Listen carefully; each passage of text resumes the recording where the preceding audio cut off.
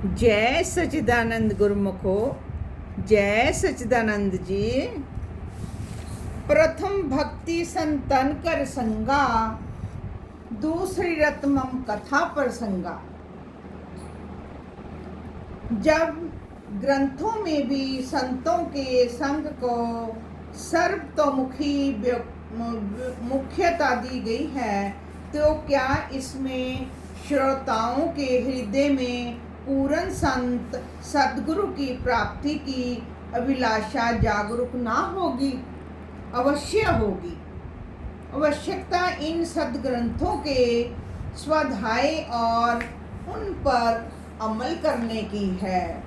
सतगुरु उपदेश जीवन में एक नया रंग भरने, जीवन को लक्ष्य का पथ दर्शाने, जन्म जन्मांतरों से पथ भटकी सुरती को सन्मार्ग पर लगाने, अज्ञान तिमर मिटाकर ज्ञान ज्योति जगाने, 84 लाख योनियों के चक्कर से छुड़ाने के लिए केवल एक सहायक है संत, पूर्ण संत सतगुरु जी के श्री वचन, जिनको दूसरे शब्दों में सतगुरु उपदेश भी कहा जाता है।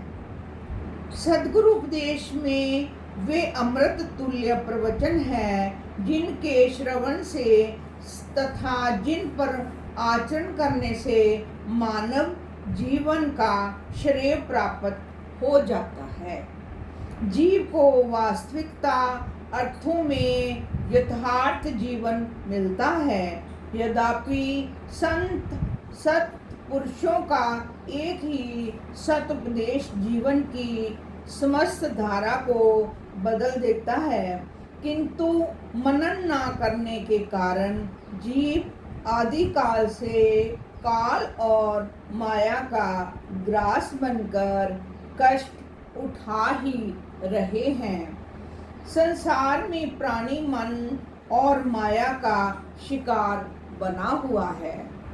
जगत के मुख्य व तथा रसोक भोगों की और इसकी रुचि अधिक है।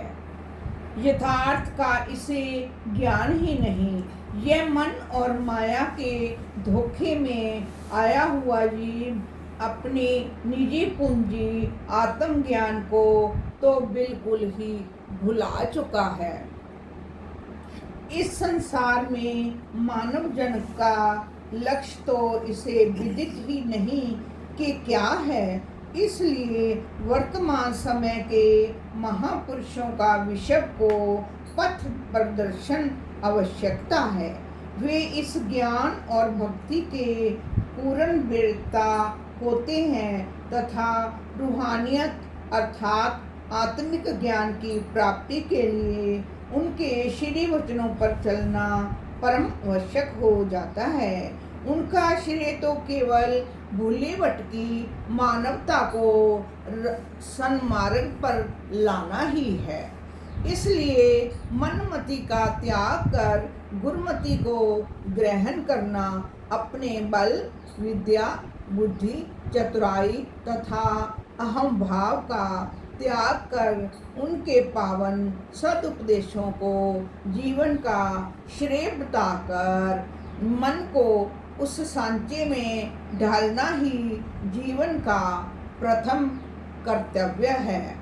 जैसा कि श्री कृष्ण जी महाराज ने गीता के उपदेश में अर्जुन को दिया है, हे अर्जुन, अनन्य प्रेम से नित्य निरंतर श्रद्धा सहित मेरा ही स्मरण कर, अपा भाव मिटाकर निष्काम भाव से सेवा कर, मन वाणी द्वारा सर्वस्व समर्पण करने पर आत्मा को मुझ में एक ही भाव कर मुझको ही प्राप्त करेगा।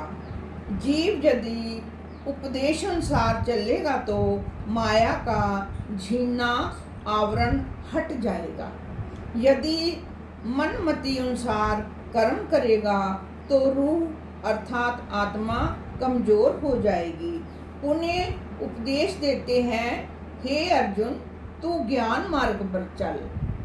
साथ में यह भी उपदेश दिया कि मन और बुद्धि को मेरे हवाले कर तथा लक्ष्य को तभी पा सकेगा।